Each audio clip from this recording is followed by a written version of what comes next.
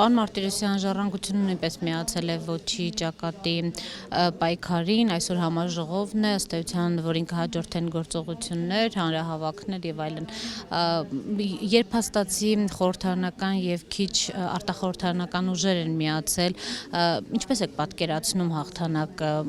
Խնդիրը միավորների մեծության թվականակի առումով մեծության մեջ չէ, այլ խնդիրը կանոնանում, թե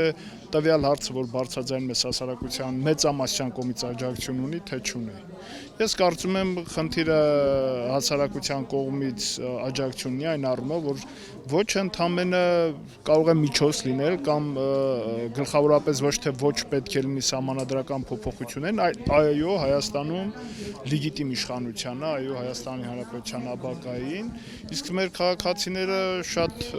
վստահ կարող եմ ասել, որ բացառապես չեն հետաքրքրվում այս սահմանադրական փոփոխություններով, իրենց ընդամենը մեկ հարց է հետաքրքրում՝ օր առաջ Հայաստանում իշխանափոխություն իրականացնել, օր առաջ տնտեսությունը ազատականացնել եւ ոչ թե կառավարող իշխանության, այսպես ասեմ, անցյալ մոնոպոլ դաշտը թողնել, ուստի եւ այդ խնդիրն է, որ մեր քաղաքացիներին հուզում է եւ այդ խնդիրն է, որ կարծում եմ մեր քաղաքացիների ակտիվ մասնակցությանը հնարավոր է, որ այս ոչի պայքարը շատ ավելի համընդգրկուն, շատ ավելի մեծ խնդիր դնի եւ դնի նաեւ համակարգափոխության։ Այո,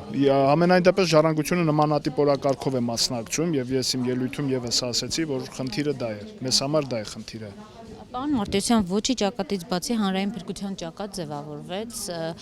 ըստ էության փաստորեն նույն խնդրի վերաբերյալ երկու տարբեր ճակատներ,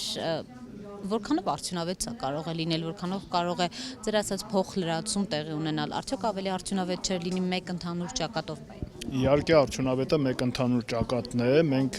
երկուսում էլ մասնակցում ենք, երկուսն էլ ողջունում ենք եւ մենք հենց մասնակցում ենք մեկ ընդհանուր միասնական պայքար տանելու ակնկալիքով եւ կարծում եմ հենց այդ ուղղությամբ պետք է շարժվենք։ Ժառանգությունը նաեւ ինչ որ առումով կապողողակ է փորձում լինել այս երկու։ Չասենք կապողողակ, ու մեր ակնկալիքը դա է եւ մեր ըստ էության համարեք նաև պահանջը դա է, որտեվ մենք բազմաթիվ անգամներ ենք նշել, որ միասնական մեկ պայքար պետք է լինի, առավել ևս, որ տեսակետների համընկնումը շատ մեծ է, կարծեք թե, եւ այստեղ եւ այնտեղ գրեթե նույն մարդիկ, նույն ուժերն են մասնակցում։ Պարոն Մարտիրոսյան, մարզերում հանրությանը մոբիլիզացնելու համար փաստացի ստացվում է, որ ոչ միայն սահմանադրական փոփոխությունների օրակարգով եք հանդես գալու, նկատի ունեմ ոչի օրակարգով, այլ նաև ոչ այս իշխանություններին, այդպես է ստացվում Ժառանգությունը այդ ձևաչափով կմասնակցի։ Ժառանգությունը այո, այդ ձևաչափով կմասնակցի, որովհետև մենք իրական խնդիրներն ենք ուզում վերացնել եւ ոչ թե հետևանքները։ Սահմանադրական փոփոխությունները եւս հետևանք են, խոշոր հետևանք են, բայց հետևանք են։ Ոչ լեգիտիմ իշխանության, որտեղ լեգիտիմ իշխանությունը նմանատիպ ցանկություն չեր ունենա, որ ինչ որ ձևով սահմանադրության փոփոխությունների քողի տակ հավերժորեն վերարտադրվեր։ Այնպես որ մեր մոտեցումը սա է եւ մենք դա հրապարակային ենք ասում։ Պարոն Մարտիրոսյան, եւ նորից ուզում եմ անդրադառնալ քաղաքական ուժերի դիրքորոշմանը այս հարցում։ Ուժերը, որոնք ակտիվորեն ոչ էին ասում մինչև փետրվար ամիսը, հիմա արդեն գրեթե այո ձևաչափի մեջ են։ Այս առումով չի ստացվում արդյոք, որ դարձյալ սև սպիտակի պայքար է տեղի ունենում եւ ըստ էության Սերժ Սարգսյանը մոբիլիզացրեց եւ չեզոքացրեց նաեւ։ Ոչ, նորից եմ կրկնում, կարող է Սերժ Սարգսյանը 650 կուսակցության եւ առաջնորդի եւ գործիչների հետ հանդիպել, բայց դա չի նշանակում, որ հասարակության գոնե 5%-ը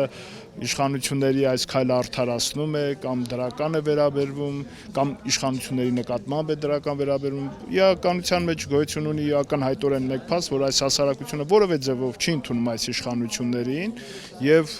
նույնիսկ անկախ հետազոտություններ կան,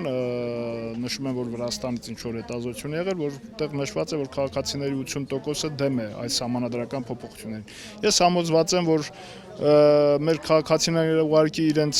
դառը փորձով գիտեն, որ իշխանությունները բարի քայլ կատարելու ունակ չեն եւ երբևիցե չեն արել, դրա համար շատ ակնհայտ է այս իշխանության յուրաքանչյուր քայլ հասարակությունը չի ընդունելու։ Իսկ մենք կարևորագույն լրջագույն մարտահրավերների առջև ենք կանգնած, ես նկատի ունեմ Հայաստանը, եւ մենք այդ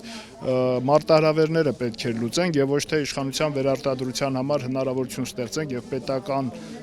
ռեսուրսներ ամբողջությամբ մի քանի անձանց հարստության աղբյուր դարձնենք։ Ես կարծում եմ սա է գլխավոր խնդիրը եւ հասարակությունը հենց այս ուղղությամբ է նպատակամղված պայքարելու։ Դուք երեք ոչ թալանի նախաձեռնության հարցը տվեցիք, ոչ թալանի նաև չէին մասնակցում ակտիվորեն մեր քաղաքացիները, որովհետև արդեն իսկ պարզ էր այն ժամանակ մեր քաղաքացիները եկան այդ մտքով, որ դա պետք է իշխանափոխության գործընթաց լինի, ինչպես իրենք նշել էին ժամանակին ոչ թալանի ներկայացուցիչները, որ Սերժ Սարգսյան եւ Հովիկ Աբրամյանի հրաժարական են պահանջելու, բայց դա տեղի չունեցավ եւ մեր քաղաքացիները իհարկե դուք կարծում եմ այդ ակնհայտ իրողությունը տեսած կլինեք եւ երեք եւս քանի որ այդ խնդիրը չկար, փողոց չեկավ մեր քաղաքացին։